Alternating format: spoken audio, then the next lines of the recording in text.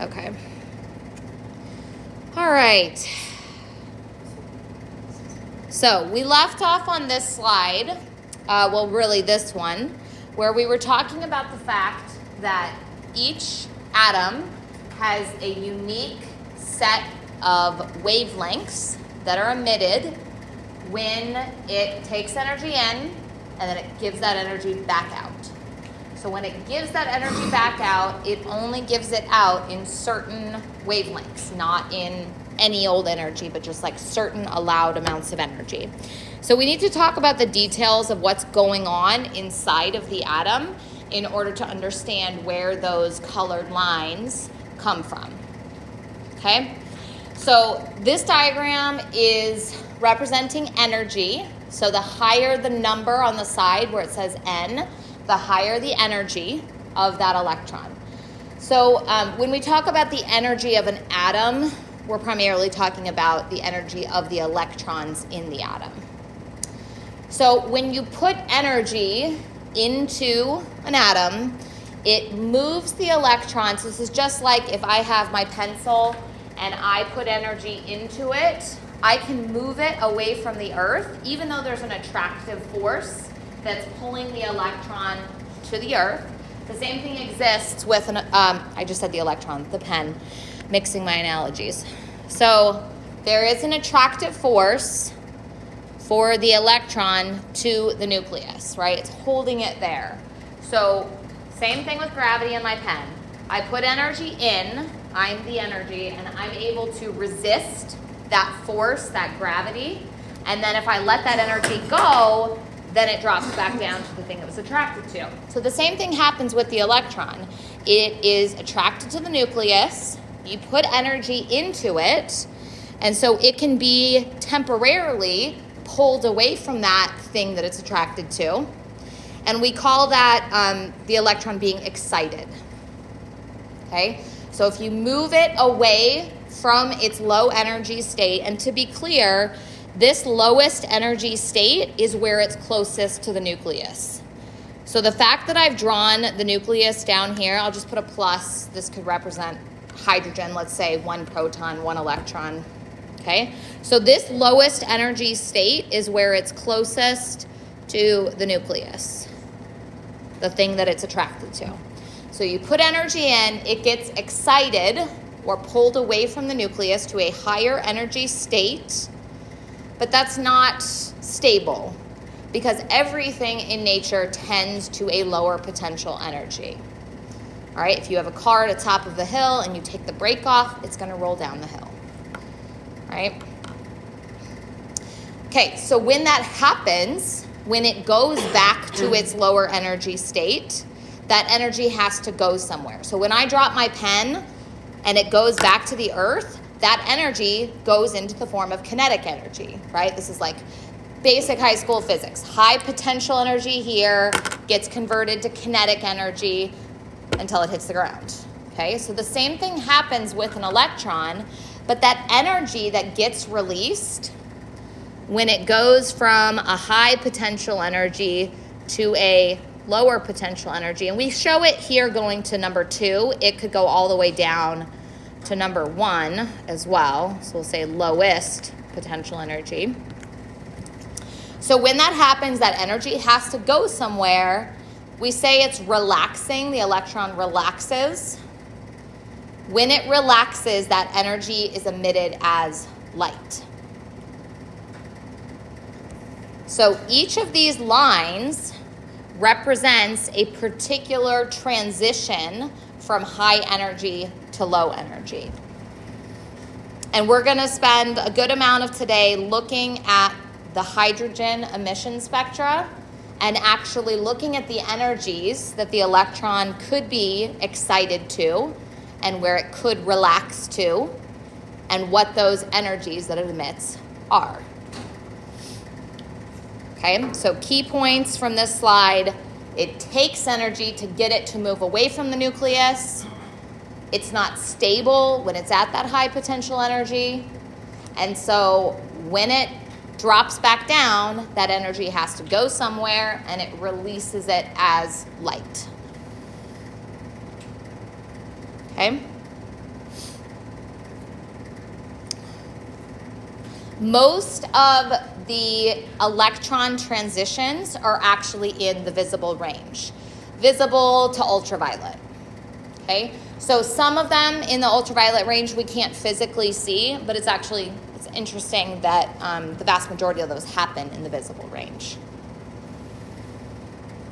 So this is why there are unique colors associated with when you give energy to atoms. So you stick a little bit of salt into a flame, it's going to glow like a bright orange. If you stick a little bit of copper sulfate, it's going to glow green. Okay, so this is the hydrogen emission spectra here. Maybe I'll zoom in a little bit on that. And when we look at the hydrogen emission spectra, there are 3 distinct colors. I feel like there's actually a 4th, but it's closer to the UV range. So there are 3 distinct colors, and we actually know which electron transitions those are associated with. So the highest energy one, remember shorter wavelengths.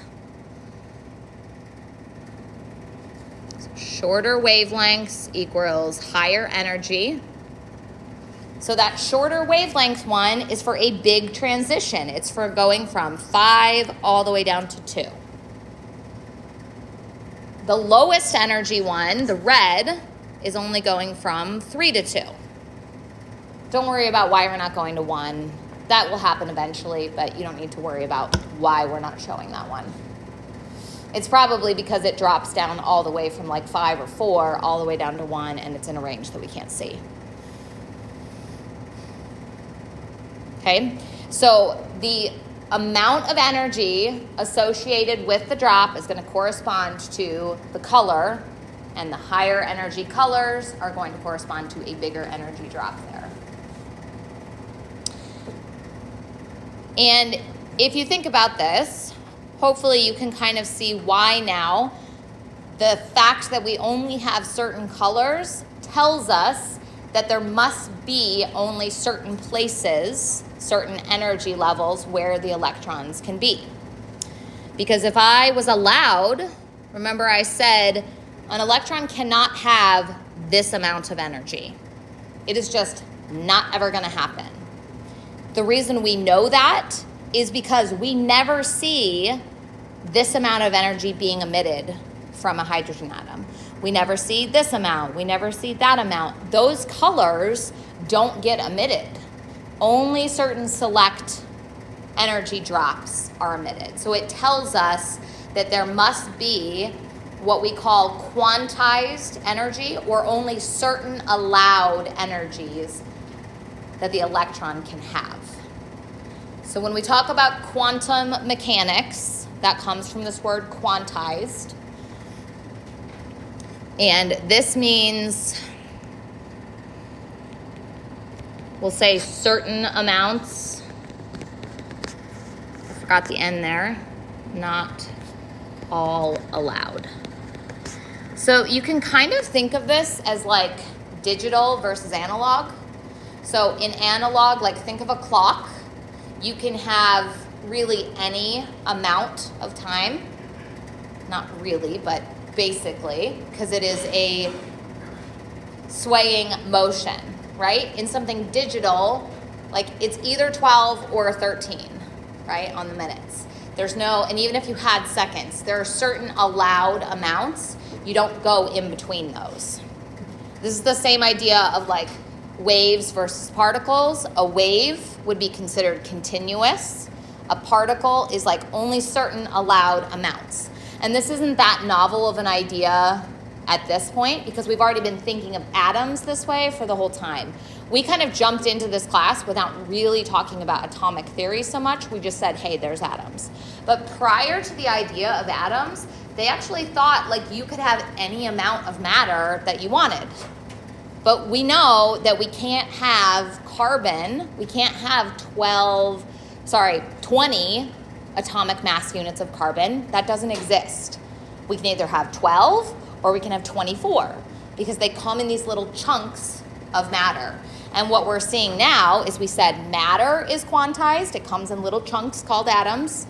We actually can think about light as being quantized. It comes in these little packets called photons. And now we're saying that the energy of the electron is actually quantized as well. It can only be certain allowed amounts, not just whatever it wants to be. Okay, that's the story that we're talking about here. Okay, so Niels Bohr was the one that developed the original model for the hydrogen atom.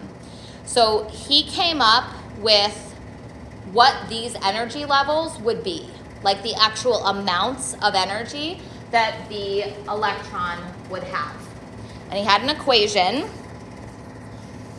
right here that predicted the amount of energy that an electron could have based on the number of the energy level. So he gave each of these energy levels a number.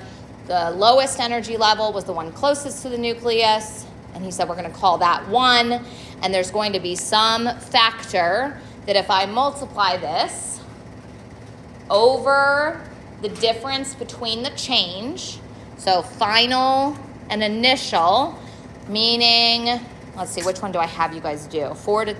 So let's look at 4 to 2.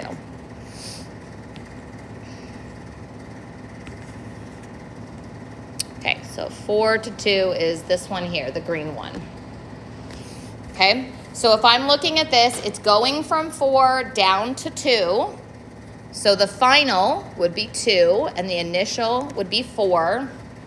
I bet you anything there's supposed to be a negative in that equation. I feel like I remember this from last fall and being like, oh, I got to change that on the exam equation sheet. So I'll double check that while you guys are doing this calculation. So he came up with this equation and said that it worked for any of these transitions. In the end, it only actually worked for hydrogen. I know that sounds like not very much. Like, why are we still talking about it if it only worked for a single atom? Because it was the beginning of us coming up with a model that worked for all the other ones. Okay? So this one works for hydrogen, and really in theory, it would work for any atom that had a single electron. So like if you took lithium and took away 2 of its electrons and just left it with 1 electron, this would work for that as well. Okay?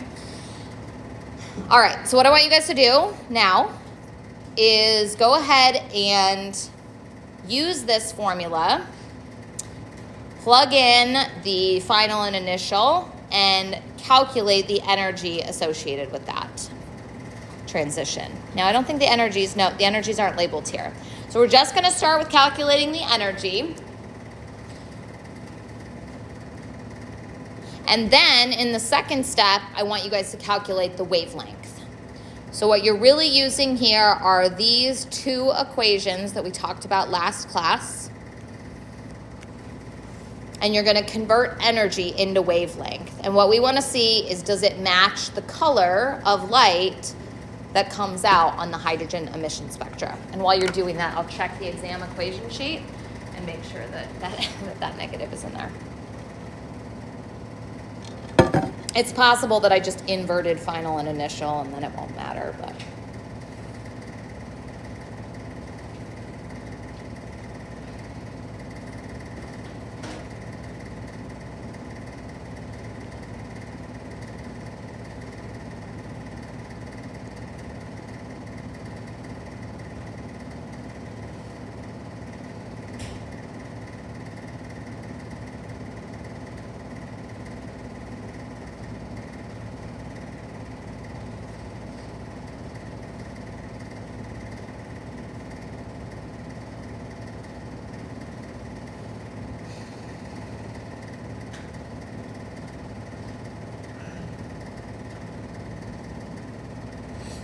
Oh, no, I did add the negative on the equation sheet. That's good. Just need to add it back into my notes, I guess, for next time.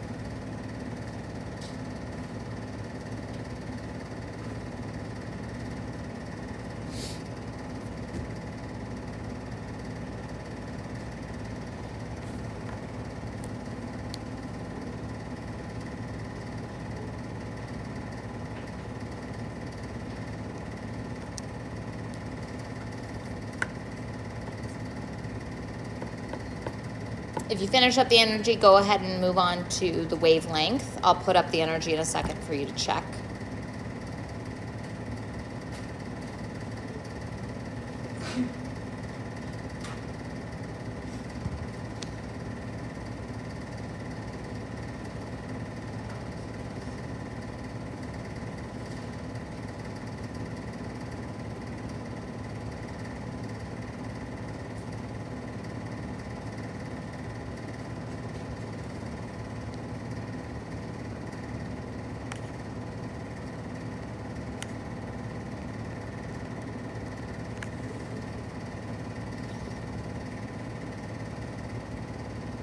So a quick note on this negative. This is an idea that's going to become important in Chem 2. Negatives often just tell you the direction of something. And by that I mean, in this case, that the energy is emitted.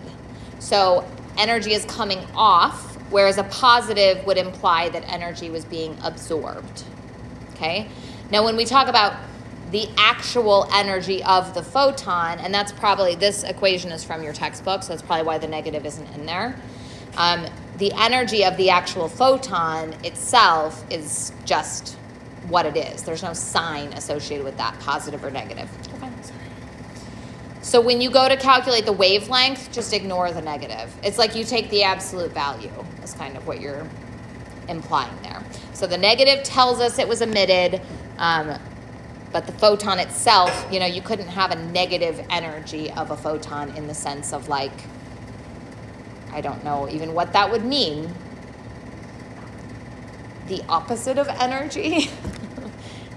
So the photon has this energy.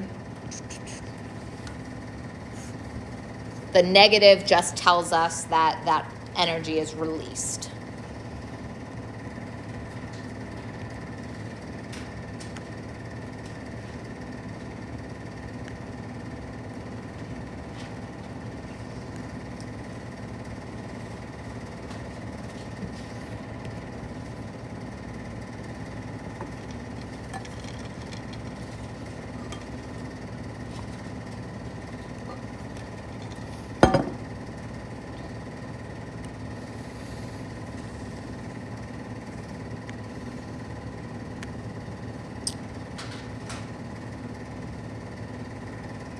So I'll go ahead and work the second part of the problem.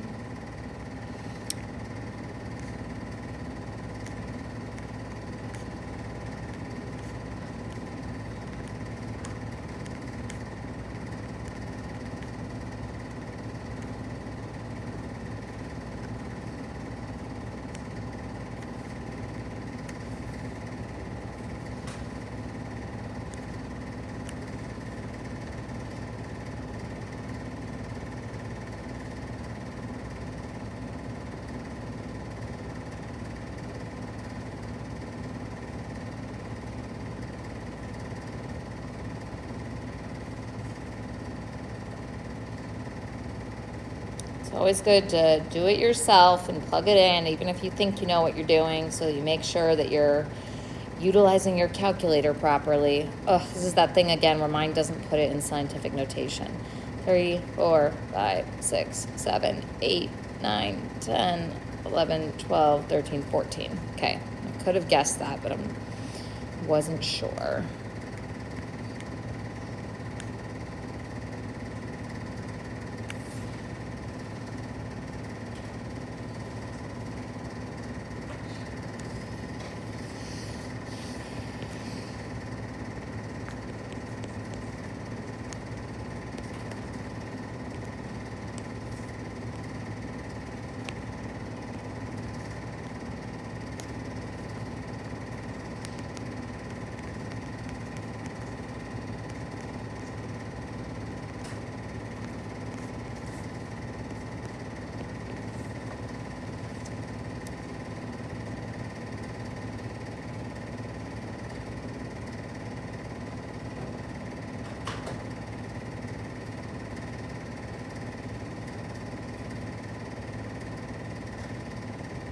Oh, that is bizarre. Now it gave it to me as a fraction. Not sure what's going on there.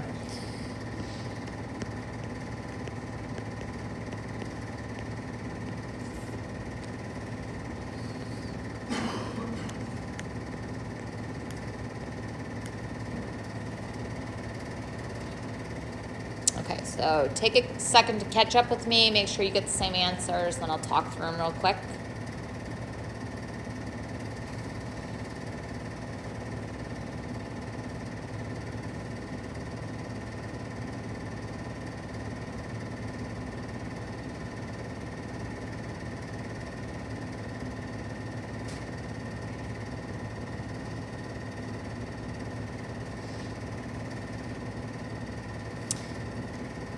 Okay, so once you get this energy, you could just utilize how they rearrange the equation here. The risk is that's not in your exam equation sheet. What is these two. So usually when I do it in class, I just do it that way. So I use the E equals H nu to solve for frequency. You got to be careful with parentheses here. When you're dividing, it can get kind of messy. So put them around the number itself. So 6.17 times 10 to the 14th inverse seconds, or cycles, waves per second. And then using C equals lambda nu, or nu lambda is how I wrote it. So the frequency times the wavelength. And that gives us 4.86 times 10 to the negative 7th meters. If you multiply that by 10 to the 9th, you'll get 486 nanometers. So let's go up here and see. Yes, perfect. 486 nanometers, blue, green, light.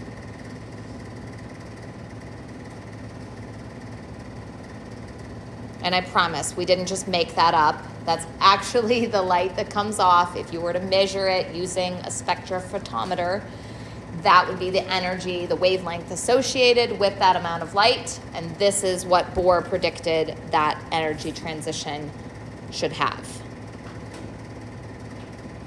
Okay, and we could do that and verify it for the other ones as well if we wanted to. Okay, so Bohr did this for hydrogen. It worked perfectly. It matched up with the atomic spectrum lines, but it didn't work for anything else. So he made some good progress. So we were good with the idea that electrons must have an allowed, or have allowed energy states, not an state, but lots of them, allowed energy states, places where the electron can be, but it just might not be quite as simple as he predicted.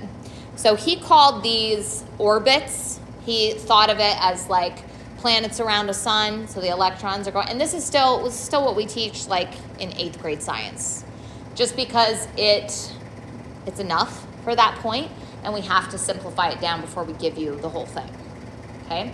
So this was this idea where we start to get this first energy level where we're allowed to put 2 electrons, and the second energy level where we're allowed to put 8 electrons.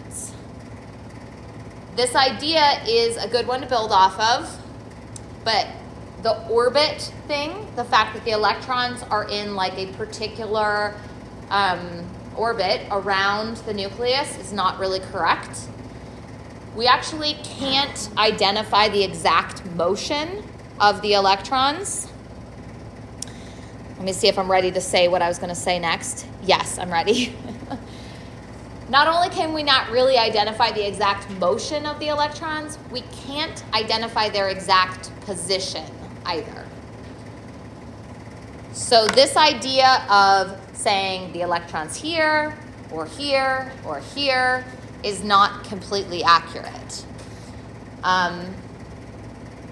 What happened in the story of how this idea developed is that we kind of turned the electron on its head the way we did with light, but the opposite. So light had been thought of as a wave. We started to think of it as a little particle. Obviously, electrons are matter, so we thought of them as a particle.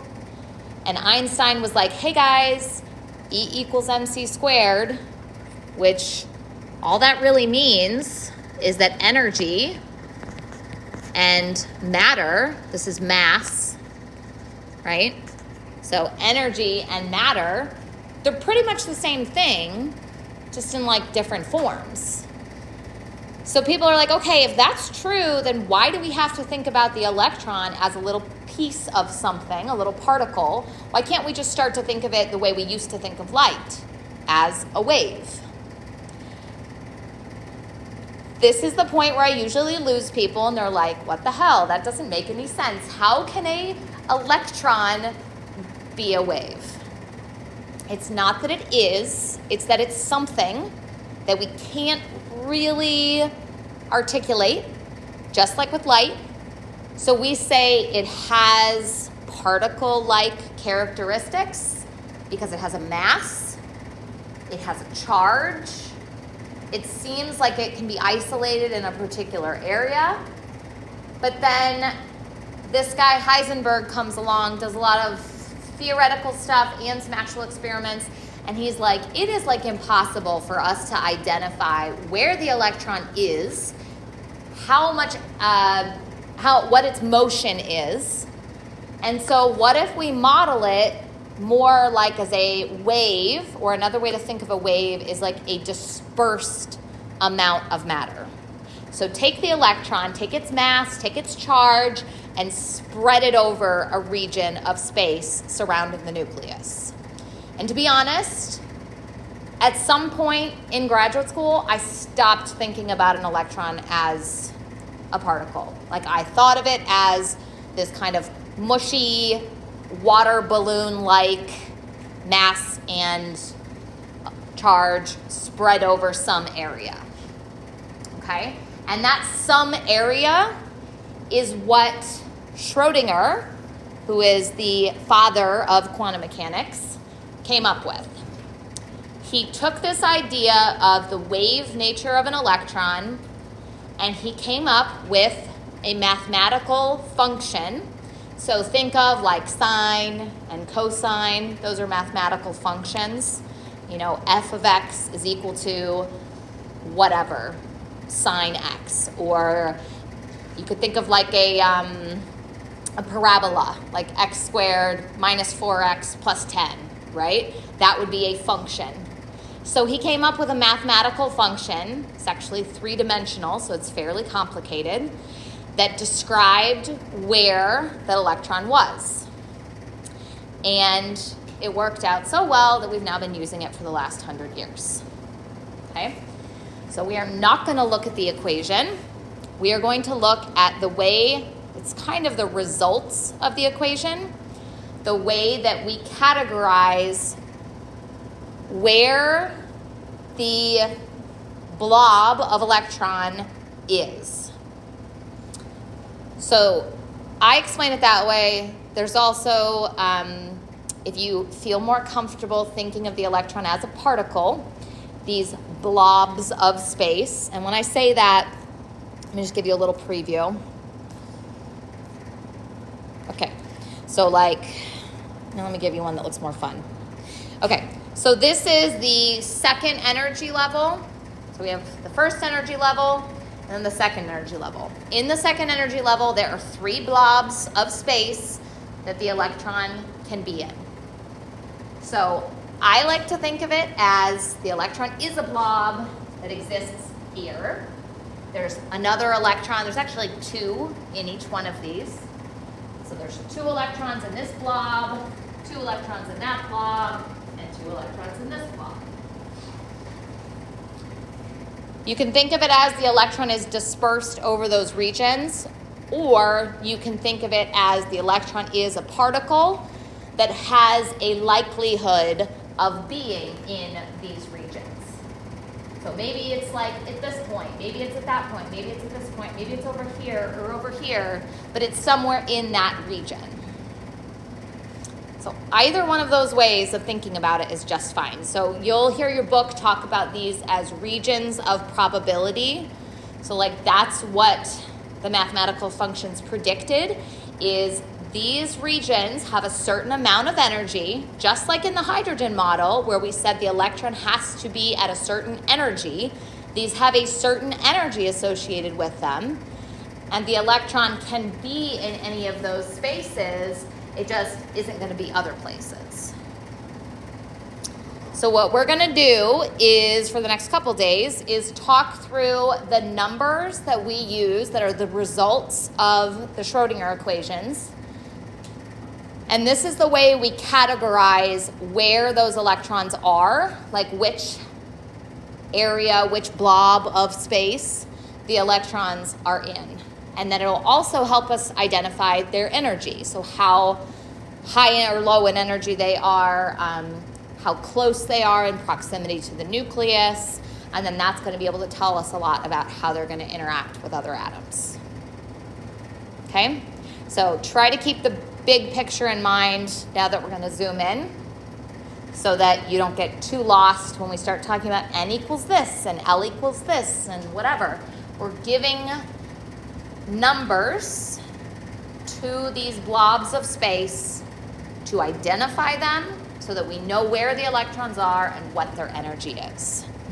You need to write that down somewhere if it's not already written here. Let's see.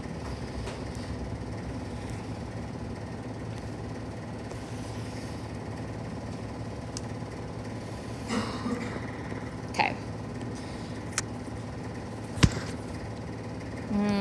Map of region where the electron is likely to be found. And the way I said that was blob of electron that covers that region. The word we used to describe this, it was kind of like a play on orbit. So we call it an orbital. So it's not moving around that space. It is like, here's where the electron is. We don't know exactly where it is in that space, but it's somewhere in that space. And these numbers that we're going to give will describe one of these regions of space. So one orbital. And like I said before, 2 electrons can reside in a particular orbital.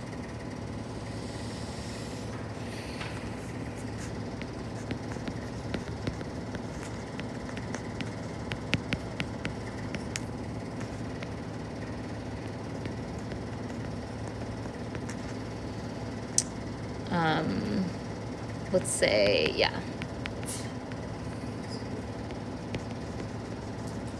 I guess I should just say location. All right, so the first 3, N, L, and M sub L, like a little subscript, that will tell us which of these regions of space we're talking about, the orbital.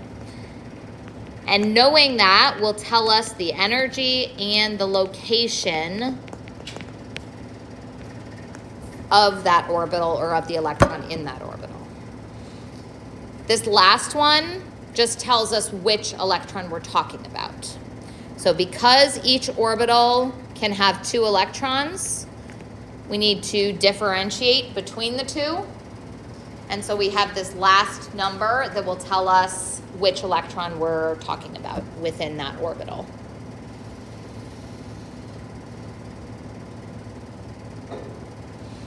Okay, so we need to talk about each of these numbers that has a letter associated with it and talk about what does it physically mean, what are the allowed values. So just like I said, you can only have certain energies. The fact that these are all, except for the last one, these are all whole numbers, it means there are only certain ones you can have. You have to have 1 or 2 or -2, but you can't have 0.005 or 0.0055, infinitely whatever you want. There are certain allowed values for these, which means that the energies are certain allowed energies, which is in agreement with what Bohr said and with what the emission spectra told us. Okay. So the first one is actually pretty easy to understand because it is almost identical to the Bohr model. Corresponds to Bohr's energy levels, okay? N is called the principal quantum number. It can be 1 or anything higher. So 1, 2, 3, etc. No 0, no negatives. And the lower the number, so this is just like in the Bohr model, the lower the number, the closer it is to the nucleus. And it physically means like a distance away from the nucleus. So if we say something has a principal quantum number of 3, 1, 2, 3, we mean that its outer edges are at that third energy level.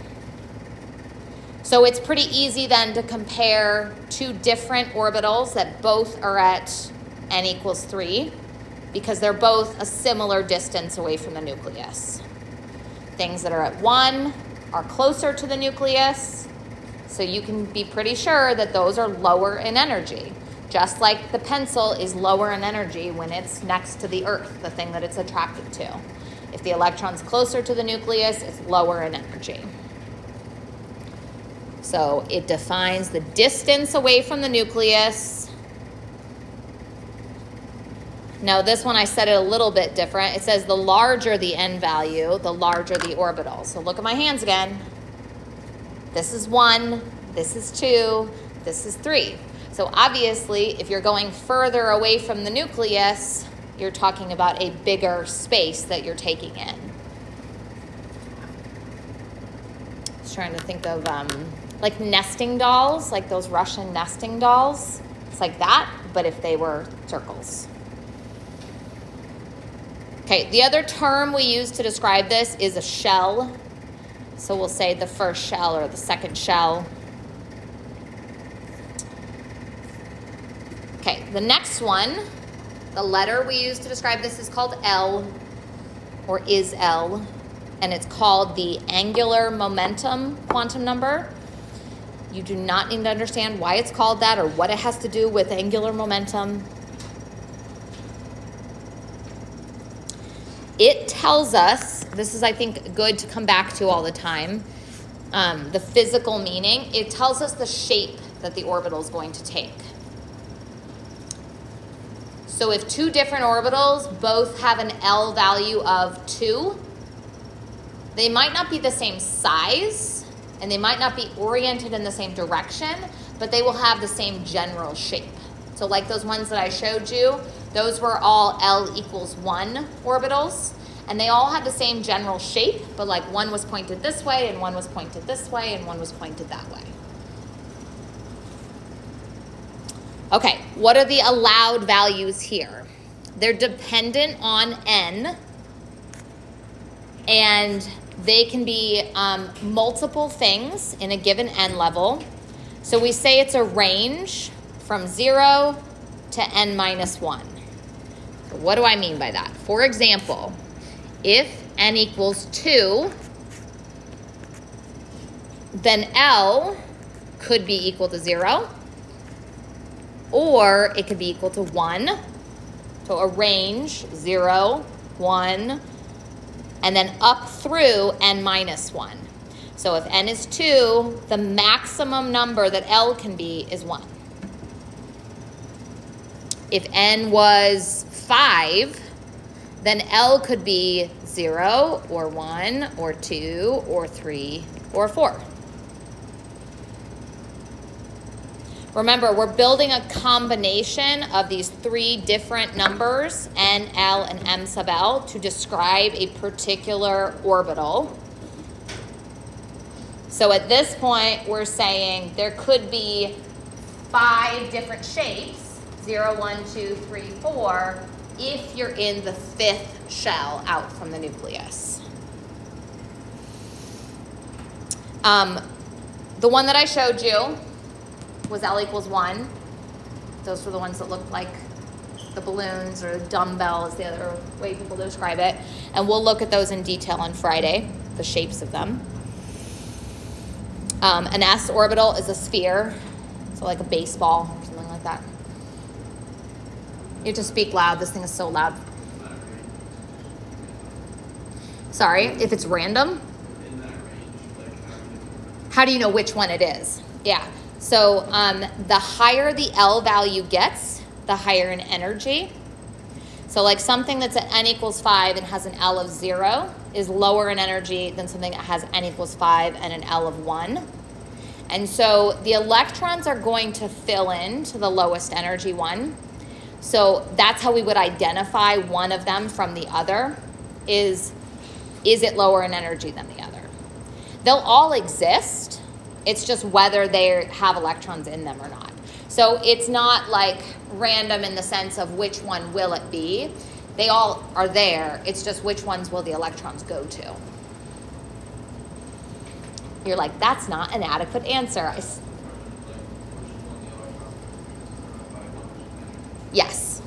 So I always like to give sneak peeks on this topic because I think it's extremely confusing, but also really cool. So here's your sneak peek.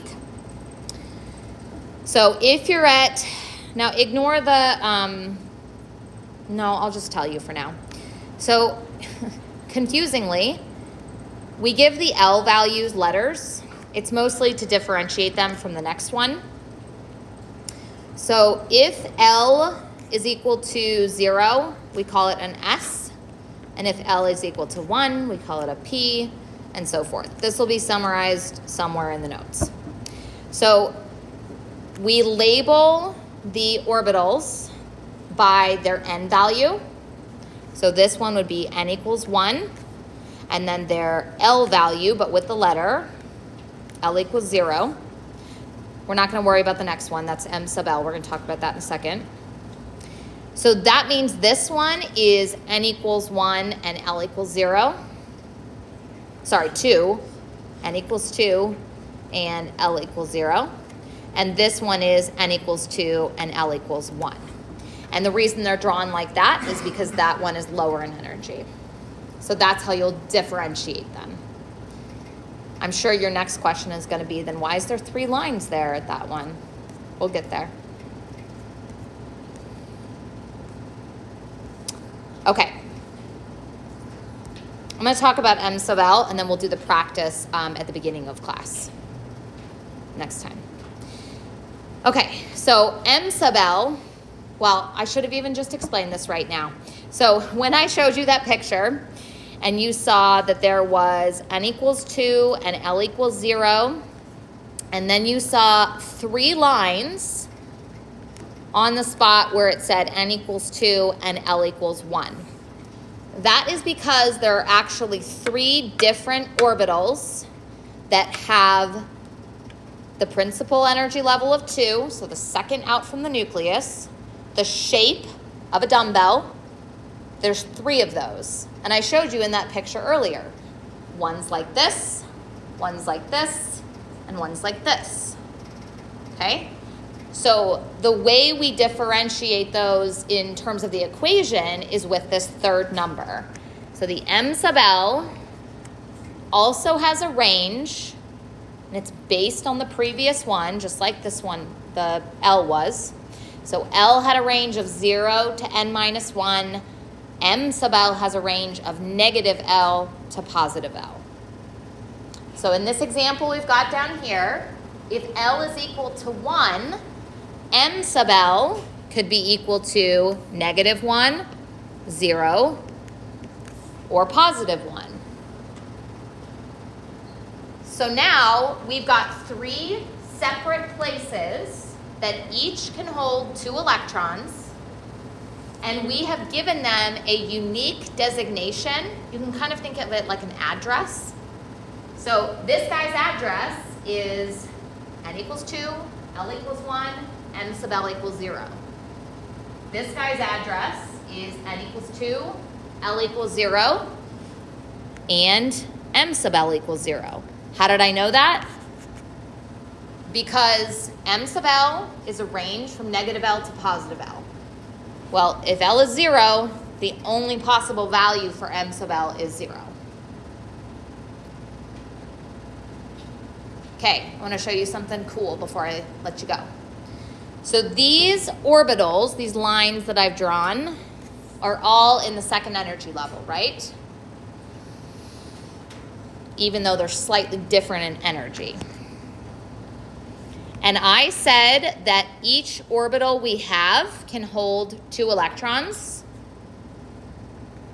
1, 2, 3, 4, 5, 6, 7, 8. Does anybody remember 8 electrons, the octet rule, the fact that we've got 8 columns in the main group of the periodic table? This is where that comes from. Okay? So when we talk about the noble gases having 8 valence electrons, or 8 electrons in their outer shell, that's because they have 4 possible places where the electrons can exist, each one of those holding 2 electrons. I promise this will take some time to settle in, and we'll do practice with it. Do the reading, try to digest this a bit, and then we'll keep hitting it as we go. All right? I'll see you guys on Friday.